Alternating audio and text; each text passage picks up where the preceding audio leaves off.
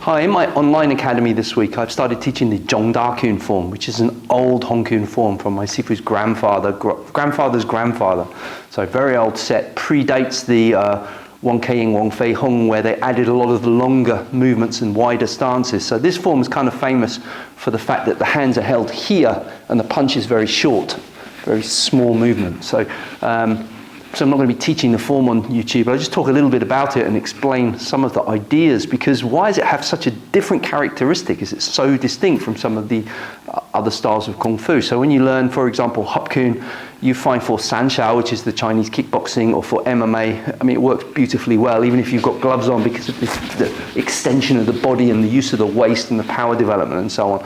Whereas some of this is kind of tricky to use, and you see some poor people on YouTube, you know, who have some kind of Kung Fu system that use this bridge, like trying to fight a kickboxer, standing like this and trying to use these movements and getting knocked out, and you see again and again and again, which leads some people to think, oh, that kind of method's not so useful, it's not very practical. It is a misunderstanding, and so I'm just going to share a little bit, give you some ideas. Of course, if you're a smaller person fighting a bigger person, it's very difficult to do much damage with short punches, you know, so you're naturally going to want to use much more body method, body motion. If you're a big person fighting a small person, however, the small person's maybe more nippy, and if you're throwing big shots, they're maybe dodging and landing shots back. So you need something which is a bit more efficient. So maybe you're going to close down the distance and fighting from the inside. You know, something like Tyson used to do against often much taller opponents, but he had the incredible power of his torque of his waist. He didn't need to bring his hands, you know, necessarily so wide. So I was practicing, for a long time I used to practice Thai pads. A friend of mine, Nigel Thompson, who's a ex-Thai world champion, and we used to train together for many years. And when we used to work the pads, he would often have me, okay, from a distance, working punch kick, and then sometimes we were working knee elbow kind of position. We'd often start with the hands on top of the pads, actually touching the pads. So this is kind of simulating when you're in Thai boxing, you're here, you're fighting, and you're closing into a clinch. Now from the clinch, of course, you're monitoring, you're throwing elbows, you're throwing knees. A lot of the movements of the hands are actually redirections, like round the neck, dragging. Okay, it's much harder with boxing gloves on. So the Thais kind of use it more, they use their hands more like this, more like this, more like this. With the hands open, it's much easier because you can grab here, grab here.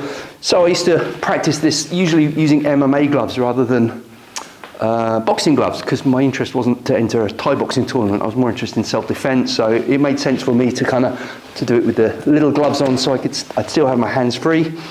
And of course, what I discovered was a lot of the movements from the short bridge and the short bridging styles fit beautifully into here. Like a lot of these redirections and turns that you see in the Kung Fu really belong in this phase of combat, okay? Problem is getting into that phase of combat and preventing your opponent getting into the next phase, which is some kind of wrestling or takedown. So having said that though, there's a lot of scope for this kind of hand structure in ground and pound as well, but that's a whole nother subject, but it actually works beautifully because your opponent isn't moving, and so you can use a lot of the trapping and so on against the opponent who's in a ground position.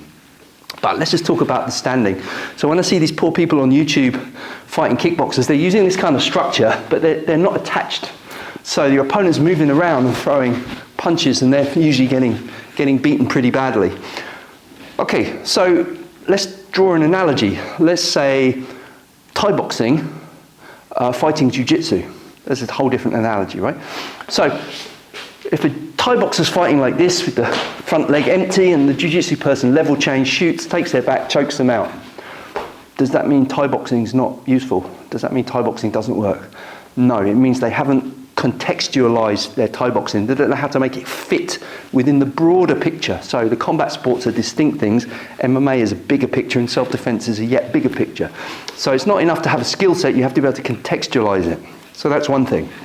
So let's talk about if a Muay Thai guy went, okay, well, I know this person's a Jiu Jitsu guy, so I'm going to maybe keep my weight a little more ready and learn how to level change, maybe learn how to sprawl, how to keep on my feet, and then he'd have a chance to use his techniques, his devastating kicks, punches, elbows, knees. He'd have a good chance of knocking the other guy out, right? So an art out of context isn't so useful, right? If you have the context, the bigger picture. Now, it's the same thing with Jiu Jitsu, and lots of people maybe be a bit upset by me saying this, but you know, a Jiu Jitsu tournament doesn't look very much like a street fight. A lot of the techniques, however, are very, very applicable in a street fight if you understand the context, if you understand about, for example, when to go down, when not to, when to avoid the ground, how to get up safely, how to protect against punches, how to protect against somebody standing on top of you, kicking you in the head. Then a lot of the jiu-jitsu stuff can be really, really excellent, like very sophisticated. It's a very beautiful system. But again, by itself, without context, it can be difficult to understand how it works. So humbly, I'm suggesting that some of these Kung Fu systems, if you understand the context, and you understand that they're, first of all, I need to get into some kind of a clinch, but not into a wrestle. So I need to understand elbow position. I need to understand how to prevent the takedown. I need to understand how to get into a clinch without getting knocked out.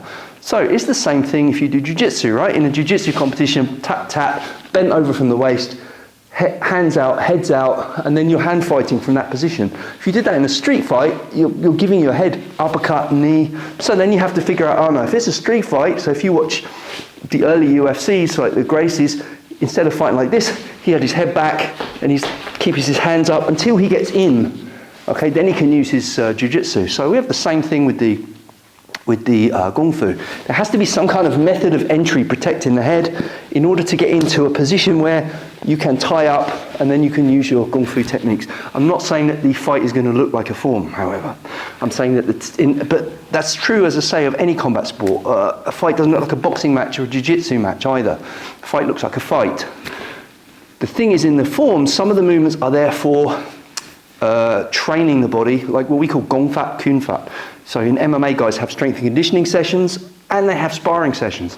They don't use the movements from strength and conditioning directly in the sparring. However, the attributes carry over into the sparring. For example, extended lunges and twists and so on to develop their athleticism and power and so on.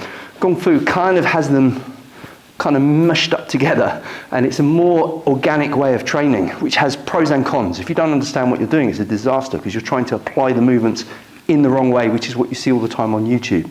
So I think the reason for that is not enough sparring, not enough cross-training, not enough people coming out and openly showing how these movements work in the real world, how to use them. And then when I do show them, people will often say, oh yeah, but that's just a pummel or a duck under, or we use that in wrestling anyway, or we use that. Well, that's the way it is. The stuff which is practical and functional, you see it in multiple martial arts. The difference is the context. So I'm taking someone down while being mindful of them being able to knee me or being able to hit me in the back of the head or being able to kick me in the head when I'm on the floor. So that, in that respect, is a little different to some of the combat sports. So that's a quick waffle, guys. I just wanted to share that with you. In the online academy, I'm breaking down in great detail the difference between long and short power, how to generate it, when to use it, when not to use it. But it's not magic. If you don't spar, you don't train with different people, you don't practice on hitting the pads, developing the power. This kind of short power used in Jong Dais takes a long time to really develop a good solid hit. And of course the Hup Kun movements is much easier to knock someone out. So in that respect it's more practical, but it's a good skill to have. It takes some years to develop, but once you've got it, it gives you another string to your bow. So hope that's food for thought. If you have any questions or you want to ask me anything, drop me an email, drop me a message. Have a great day. Thank you.